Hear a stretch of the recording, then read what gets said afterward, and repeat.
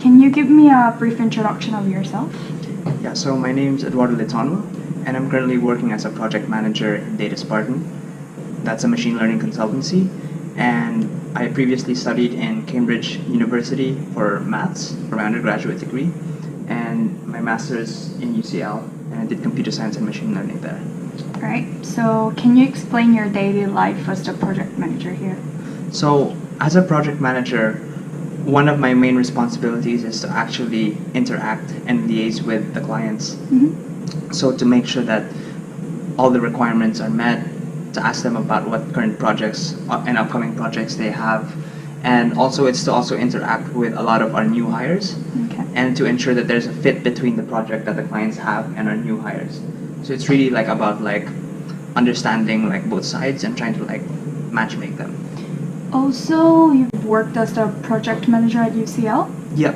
So can you tell us more about that? Yeah, so actually Data Spartan was collaborating very closely with UCL in its early years, and I was actually involved as part of that collaboration. So I was helping run the internship program within the UCL master's degree, and then from that I was also interacting with clients and then interacting with students as well to like try to matchmake them. So it's essentially the same job as I have now, but it was much more UCL focused. So similar responsibilities, but just kind of different pools of candidates and clients. So what's the main difference between working with the companies and the university? I think one of the good things about working here is that you meet so many different clients. Some clients are very demanding, some clients are more lenient, some clients are very concerned about costs, others are concerned about like project delivery. So I think there's a variety of different clients, so that's what kind of makes a job interesting and exciting. Whereas with students, when you're working like with students, like I find it always very engaging because I feel that I can provide an opportunity to them through the contracts that we have with our clients. So I feel it's easier to work with students because they're less demanding, whereas clients obviously they want more. Okay. Yeah. So do you have any previous internship experiences or graduate schemes that you've participated? Yeah, so my first internship was working on the trading floor in HSBC. That was back in the Philippines. And then after that, I did an internship with Credit Suisse here in London. And then I also worked with a startup company called Almanis, which basically does prediction of markets using crowdsourced wisdom or crowdsourced collected data. And then after that, then I finally started working for Data Spartan. So how did all those experiences help you narrow down your career option as your work now? Yeah, so my first two internship experiences were actually in very large companies and very large banks. But I found that I didn't really enjoy that environment as much as I do like a small startup environment. And luckily I had the luxury of working with another startup, Almanis, and that was very much more freeform and dynamic. And from that I kind of realized that I like that I value that freedom more, even though startups paid less.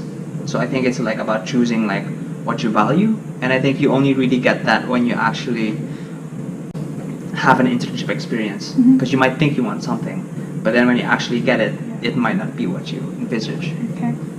So on top of that, can you explain more about your academic background, like your undergrad degree, and how that degree is relevant to what you do now? Yeah, so actually I did maths at Cambridge, mainly applied maths. I was doing statistics and dynamics and partial differential equations, all that kind of stuff. And then after that, I was like, okay, maths is a really good degree, but I need to find some way to sort of apply that.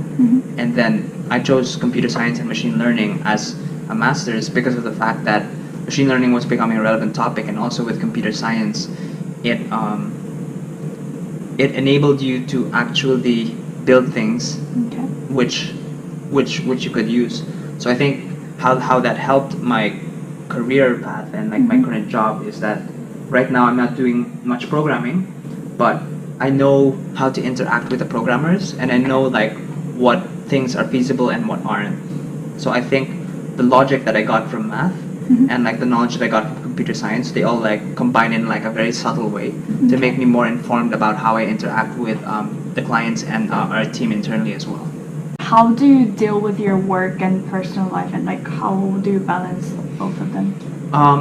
Like people will have different concerns, but for myself, I'm very concerned about like my health and also like my free time. So not many companies will allow this, but you know, like here at Data Spartan, one of the really nice things is that I get to come in at like 10 or 10:30.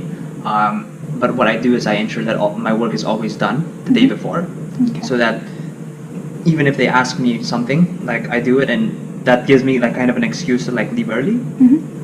So like I think it really depends on what you value, and I think for most millennials it's free time, and I think it's much more easy to get this arrangement with a small company because there's much less bureaucracy.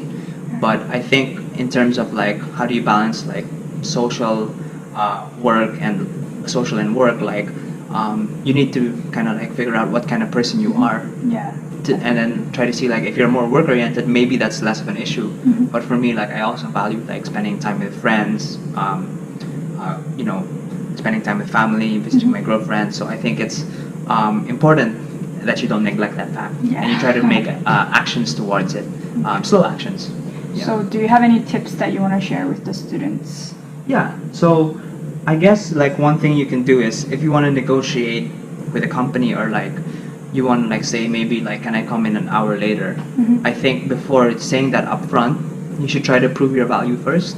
So during the first 3 to 6 months that I was working with Data Spartan, I was always very diligent with the time that I came, with the work that I'd done, and that gradually built up the trust of my bosses, and they realized, okay, like we can actually give him leniency for this, because I think if you realize that in the end all the boss wants to do is grow the business, but at the same time keep the employees happy, if you can prove your worth at the start, then it makes it much easier for you to negotiate with things that you want, or arrangements that you want. Right, so this will be the last question. Yeah. What kind of advices do you have for students who are willing to get into this sector, and how can they get ready for the rapid changes in the field?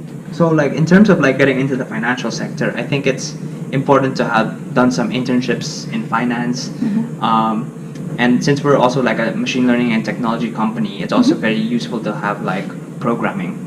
So I'd say the most helpful tip I can probably give is if you can learn programming, something like even Python, because it has helped me like automate a lot of my work, and it's becoming a more and more necessary skill.